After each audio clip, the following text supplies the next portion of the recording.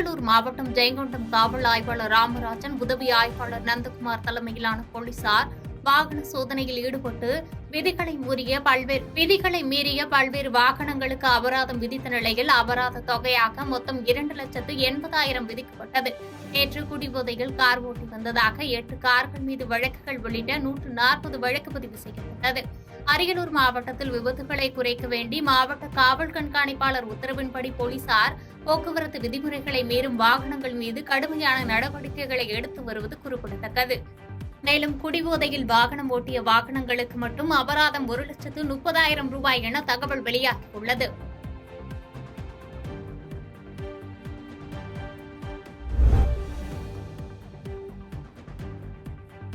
பொன்னமராவதி அருகே அமைந்துள்ள பெரிய அய்யனார் கோவில் கும்பாபிஷேக விழாவில் திரளான பக்தர்கள் கலந்து கொண்டு வழிபாடு செய்தனர். புதுக்கோட்டை மாவட்டம் பொன்னமராவதி அருகே நெருஞ்சிக்குடியில் அமைந்துள்ள பெரிய அய்யனார் கோவில் கும்பாபிஷேகம் வெகு விமர்சையாக நடைபெற்றது. யாகசாலையில் வைத்து பூஜிக்கப்பட்ட புனித நீரை மங்கள இசையுடன் சிவாச்சாரியார்கள் தலையில் சுமந்து கோவிலை சுற்றி வலம் வந்தனர். கருட பகவான் கலசத்தை சுற்றி வர பூஜிக்கப்பட்ட புனித நீர் கும்பத்தில் ஊற்றப்பட்டது. தொடர்ந்து பரிவார தெய்வங்களுக்கும் சிறப்பு பூஜைகள் நடைபெற்றன. இந்நிகழ்ச்சியை காண சுற்றுவட்டார பகுதிகளிலிருந்து ஏராளமான பக்தர்கள் கலந்து கொண்ட நிலையில் காரையூர் காவல்துறையினர் பாதுகாப்பு ஏற்பாடுகளை செய்திருந்தனர். மேலும் விழாவில் கலந்து கொண்டவர்களுக்கு அருட்பிரசாதங்கள் மற்றும் அன்னதானம் வழங்கப்பட்டது.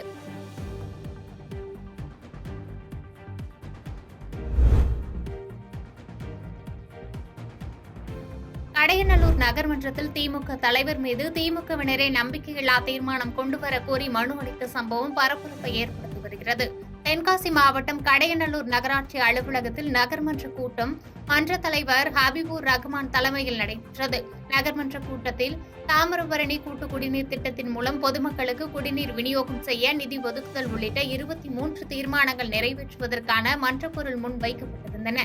ஆனால் மன்றத்தில் உள்ள 33 வார்டு உறுப்பினர்களில் 4 கவுன்சிலர் மட்டுமே கூட்டத்தில் பங்கேற்ற நிலையில் கூட்டமானது ஒத்திவைக்கப்பட்டதாக அறிவிக்கப்பட்டது. மேலும் திமுகவை சேர்ந்த நகர்மன்ற தலைவர் தங்கள் வார்டு பகுதியில் தங்களுக்கு தெரியாமல் பல்வேறு திட்டப்பணிகளை மேற்கொண்டு அதன் வாயிலாக பல்வேறு ஊழல்களை மேற்கொண்டு வருகிறார் என்றும், எனவே நகர்மன்ற தலைவர் ஹபீபுர் ரஹ்மானை நீக்க வேண்டும் என வலியுறுத்தப்பட்டது.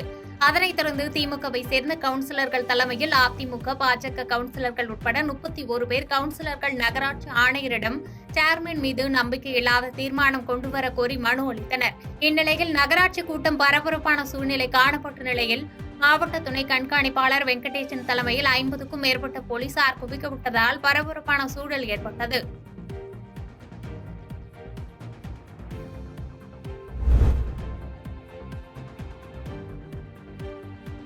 மூவர்பேட்டை அருகே கடனாக தான் கொடுத்த பணத்தை மீட்டு தந்த விவகாரத்தில் நேரில் வந்து மாவட்ட எஸ்பி மீனாவை சந்தித்து பாதிக்கப்பட்டவர் நெகிழ்ச்சியுடன் நன்றி தெரிவித்தார்.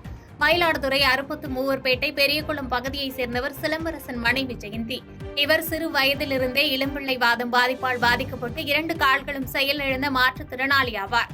இதனை அடுத்து சிறுவயது முதல் டீ வியாபாரம் செய்து பணத்தை சேர்த்து அதனை திருமணத்திற்கு பெற்றுக் கொள்வதாக அக்கம்பக்கத்தினர் சிலருக்கு கடனாக கொடுத்துள்ளார். இதனை அடுத்து திருமணம் முடிந்த நிலையில் கடனாக கொடுத்த பணத்தை திருப்பி கேட்ட ஜெயந்தியிடம் கடன் வாங்கியவர்கள் பணம் திருப்பி தராமல் 4% வட்டிக்கு பணம் கொடுத்ததாக போலீசில் புகார் அளிப்போம் என ஜெயந்தியை மிரட்டியுள்ளனர். இந்நிலையில் இது தொடர்பாக மயிலாடுதுறை மாவட்ட காவல் கண்காணிப்பாளர் அலுவலகத்தில் தனது பணத்தை மீட்டு தர வலியுறுத்தி கடந்த மாதம் ஜெயந்தி புகார் மனு அளித்தார்.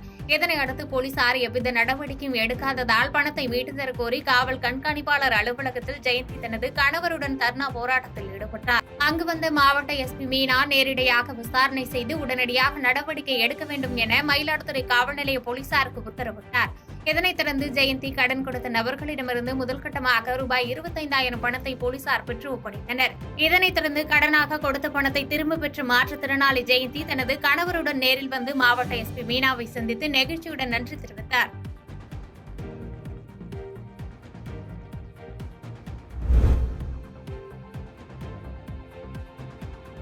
தேர்தல் பணியின் போது விபத்தில் இறந்த பெண் தலைமை காவலர் அமுதா அவர்களது குடும்பத்தாருக்கு கருணை தொகையாக ரூபாய் 20 லட்சம் காசோலையை மாவட்ட ஆட்சித்தலைவர் உமா வழங்கினார்.